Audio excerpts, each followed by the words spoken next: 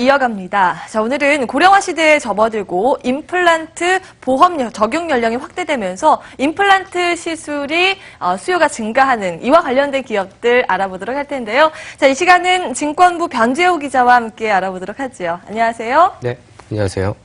네, 오늘 볼 기업 명이 덴티움이더라고요. 치약 이름 같기도 하고요. 어떤 기업인지 소개해 주시죠. 네, 치통만큼 괴로운 것이 없습니다. 연세가 조금 있으신 분들이라면 한 번쯤 임플란트 시술을 고민하거나 아니면 이미 시술을 받으셨을 경우가 많을 텐데요. 요즘은 젊은 층 같은 경우에도 임플란트 시술에 나선 모습을 쉽게 찾아볼 수 있습니다. 치과형 임플란트란 결손된 치아 부위에 특수 금속으로 만든 인공 치근을 이식해 본래 자기 치아와 같은 기능을 수행하도록 하는 이식체입니다. 틀니나 보철 방식보다 점점 보편화되고 있는 추세고요. 환자의 구강 내에서 외과적인 시술이 이루어지고 여러 부속품들의 결합에 의해 완성되는 만큼 정밀함이 필요하고요. 또 가공 기술이 또 요구됩니다. 덴티움은 오스템에 이어 국내 시장 점유율 2위 업체인데요. 스스로를 치과 의료 토탈 솔루션 기업이라고 얘기하고 있습니다. 덴티움 대표에게 기업 소개를 직접 들어보겠습니다. 네, 덴티움은 글로벌 토탈 덴탈 솔루션 프로바이더라고 저희를 표현하고 싶습니다. 왜 그러냐? 처음에 글로벌이라는 거는 저희가 지금 생산 사이트가 세 군데 있습니다. 물론 중국은 2018년 하반기에 나오지만 한국, 미국, 그다음에 중국에서 생산이 되고 있고 저희 매출의 60%가 해외에서 일어납니다. 글로벌 생산, 글로벌 세일즈라는 측면에서는 글로벌이라고 표현할 수 있습니다. 토탈 솔루션이라는 부분은 어떤 거냐면 저희가 단순히 임플란트 류만 판매하는 회사가 아니고 덴탈에 관련된 모든 제품과 서비스를 다 저희가 자체 제조해서 판매한다라는 측면에서 토탈 솔루션 프로바이더라고 저희를 표현하고 싶습니다. 네, 임플란트, 사실 이건 의료 분야잖아요. 그래서 산업적인 측면만 보기엔 조금 무리가 있어 보이는데, 이 부분은 어떻게, 임플란트 산업 분위기는 어떤가요?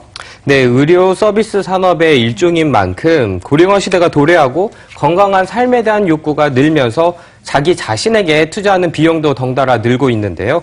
자연히 치과 치료에 대한 수요가 늘 수밖에 없습니다. 선진국의 경우 임플란트 보급률이 높아 이미 성숙기에 진입됐다고 분석되고 있습니다. 국민 생활 변화에 따라 폭넓게 확대되는 추세입니다. 우리나라의 경우에도 의료 분야 전반을 비롯해 치과 분야 기술이 크게 발달하면서 성숙기에 진입했습니다. 국내 치과형 임플란트 시장 규모는 지난 2010년 1,857억 원에서 2014년 기준으로 4,123억 원으로 5년간 연평균 22% 증가했습니다.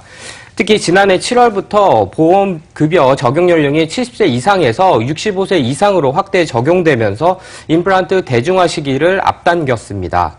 100만 원을 훌쩍 넘던 임플란트 가격 때문에 시술에 망설였던 고령층의 가격 부담이 줄어든 겁니다.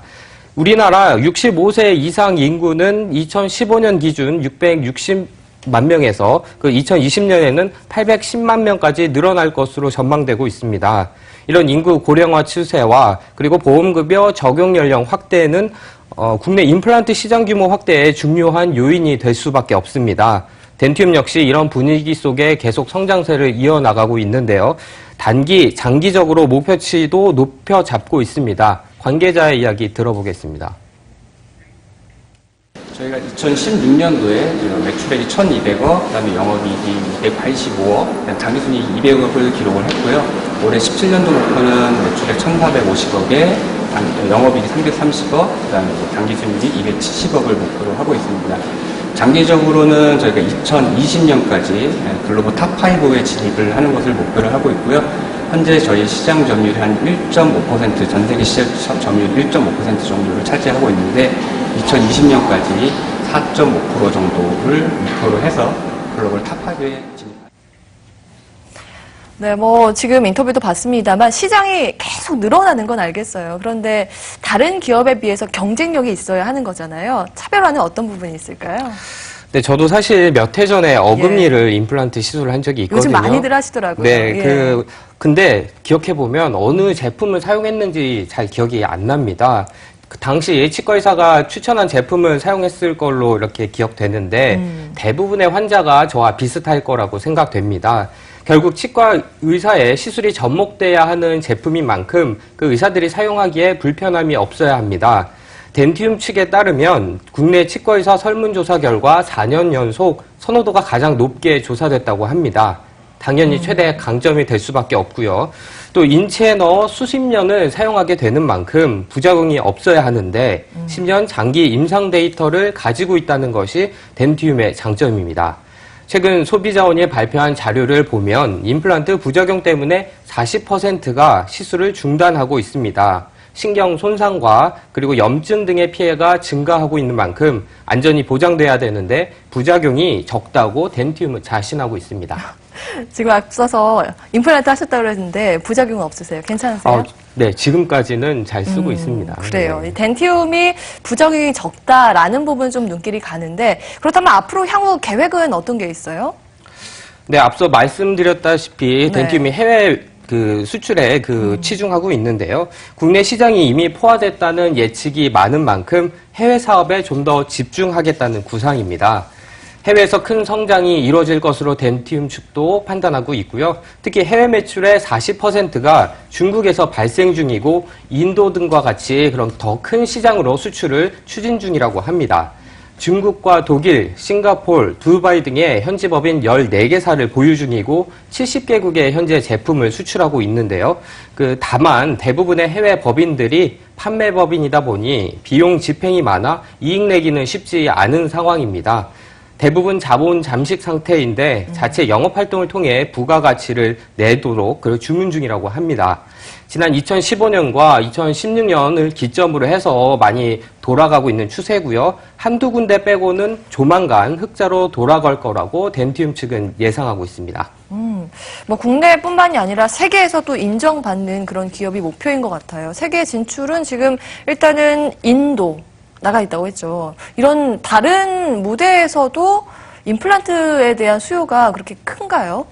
네, 이미 기존 같은 경우에는 선진국들이 많이 점유를 하고 있었는데요. 높은 기술을 바탕으로 우리나라 기업도 계속 진출하고 있는 추세입니다.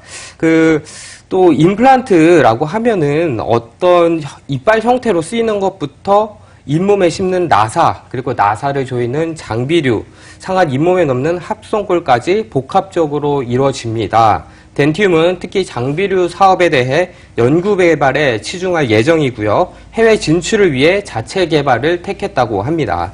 몇몇 아이템은 시판되지만 아직 추가 연구가 더 필요한 상황이라는데 이를 포함해 바이오 제품군까지 다양하게 판매하겠다는 전략입니다. 덴티움 대표에게 질문을 해봤는데요. 비전이 뭐냐 이렇게 한번 물어봤어요. 그랬더니 최초의 창업과 그리고 창업 개념이 해외 영업으로 만들어졌기 때문에 국내를 벗어나서 해외에서 주요 순위 안에 들어가겠다는 그런 꿈을 가지고 있다고 하고요. 2020년쯤 돼서는 임플란트 점유율을 기준으로 해서 탑5 안에 들어가는 것이 꿈이라고 그렇게 얘기했습니다. 네. 자, 이렇게 오늘 국내 임플란트 2위 기업 덴티움 살펴봤습니다. 지금까지 머니투데이 방송 증권부 변재우 기자와 함께 했습니다. 말씀 고맙습니다.